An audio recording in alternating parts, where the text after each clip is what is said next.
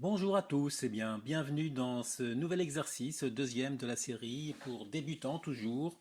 C'est-à-dire que si vous pensez maîtriser parfaitement Excel, ne perdez pas de temps de ce côté-ci, même si il peut toujours y avoir des astuces qui sont toujours utiles, même lorsque l'on maîtrise Excel.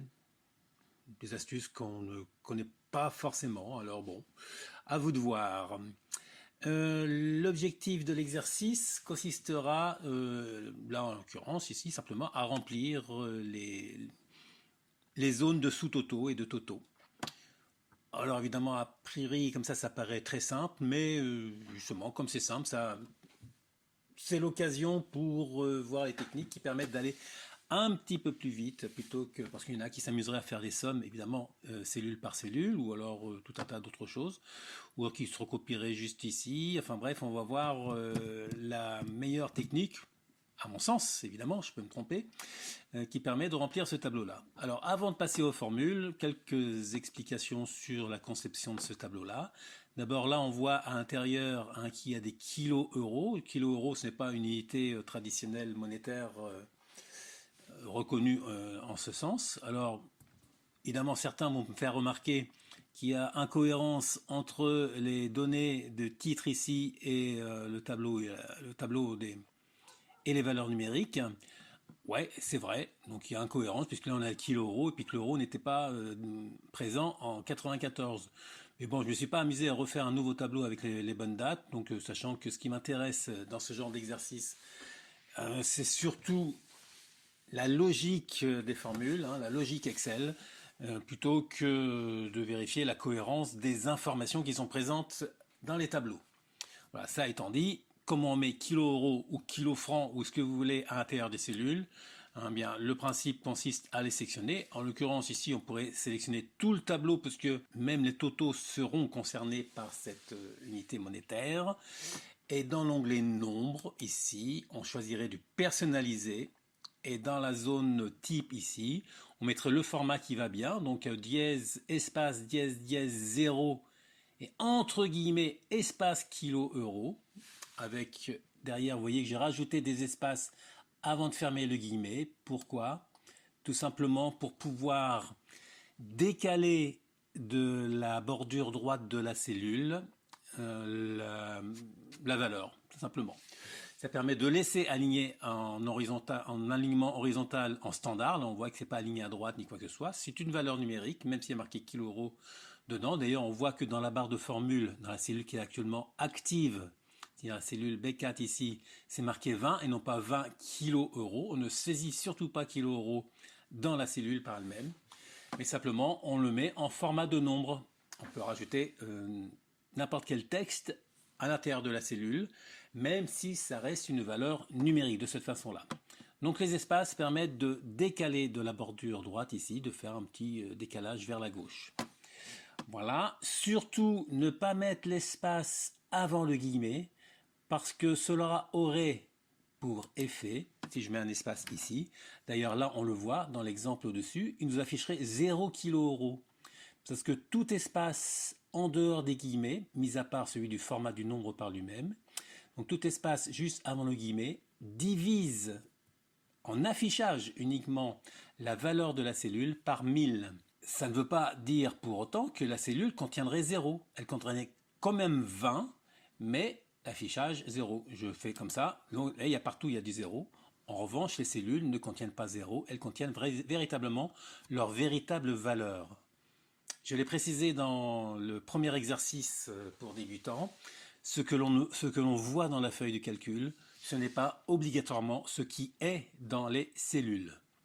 Donc là, j'ai simplement annulé la dernière opération pour revenir au format qui était précédemment inscrit dans la cellule.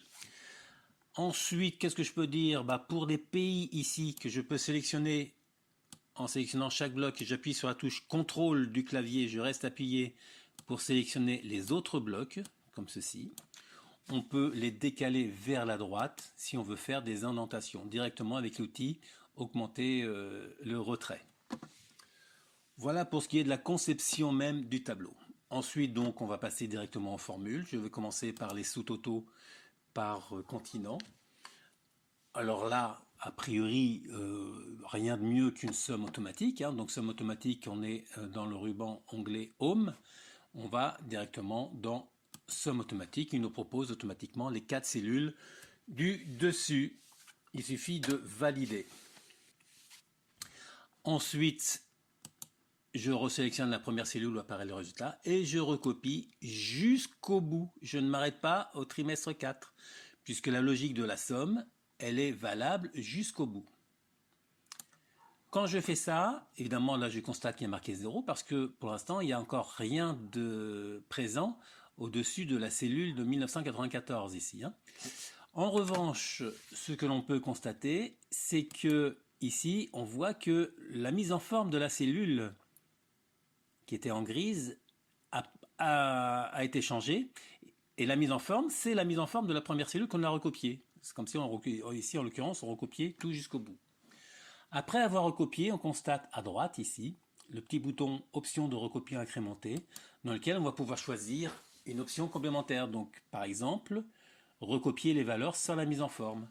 Recopier les valeurs sans la mise en forme, ça signifie que s'il y a une formule dans la première cellule, il recopie la formule, et non pas uniquement la valeur de la cellule. Donc en faisant ceci, donc on a bien les formules qui ont été recopiées. En revanche, cette fois-ci, la mise en forme ici a été conservée. On constate également dans la cellule angle ici entre Europe et 1994 qu'il y a un petit triangle vert en haut à gauche de la cellule. Ce triangle vert, c'est simplement pour nous dire que la formule omet des cellules adjacentes. Pourquoi? Parce que ici, on lui dit fais la somme de F4 jusqu'à F7. Or, Excel analyse le fait qu'en F3, il y a une valeur numérique. Il nous dit, pour moi, je considère qu'il faut ajouter cette valeur-là à l'intérieur de la formule. Donc pour lui, il faudrait faire somme de F3 jusqu'à F7. Sauf qu'évidemment, si on faisait ça, si on acceptait cela, la formule ne serait plus bonne. Et donc, il ne faut surtout pas modifier la formule. Donc là, si je lui disais, par exemple, à l'intérieur de ce petit bouton ici, mettre à jour la formule pour inclure des cellules, on voit qu'il nous met somme de F3 à F7, tout seul. Sauf que là, c'est faux, donc j'annule la dernière opération. Voilà. Donc on a fait Europe. Pour l'Asie, le principe est exactement le même. Je sélectionne la première cellule concernant l'Asie, je fais somme automatique, et il s'arrête bien sur les 3 cellules de l'Asie. Non pas parce qu'il connaît les pays qui sont en Asie, mais parce qu'il détecte que sur la cellule juste au-dessus, ici, la cellule concernant Europe, il y a déjà une somme automatique. C'est pour ça qu'il sait s'arrêter à cet endroit-là et qu'il ne va pas chercher les valeurs numériques jusqu'en haut. D'où l'intérêt de faire les formules dans le bon sens, ne pas commencer par le bas pour remonter jusqu'en haut.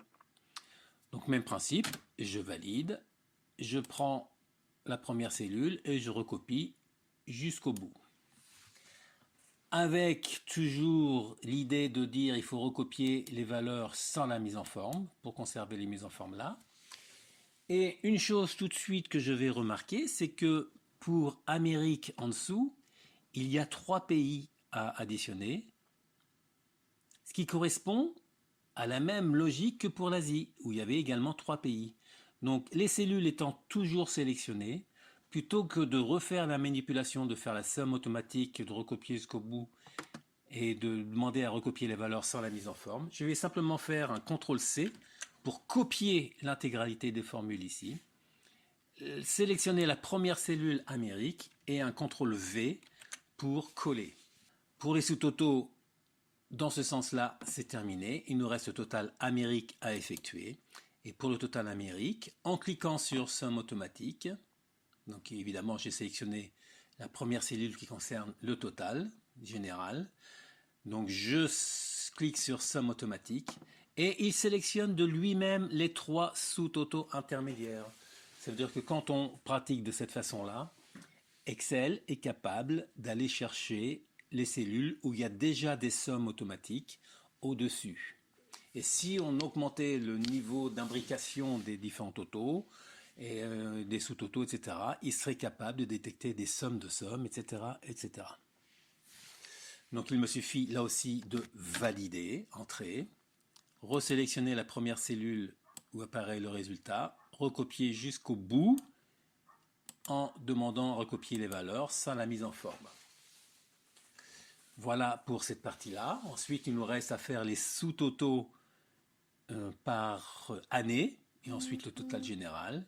Sous-totaux par année, je sélectionne la première cellule de 1994, c'est-à-dire la cellule F4. Même principe, a priori, je fais une somme automatique. Ah, sauf que là, je ne sais pas si vous vous souvenez, mais il détecte qu'il y a une valeur numérique au-dessus, donc il me propose de faire la somme de ce qu'il y a au-dessus. Ce qui ne m'intéresse pas.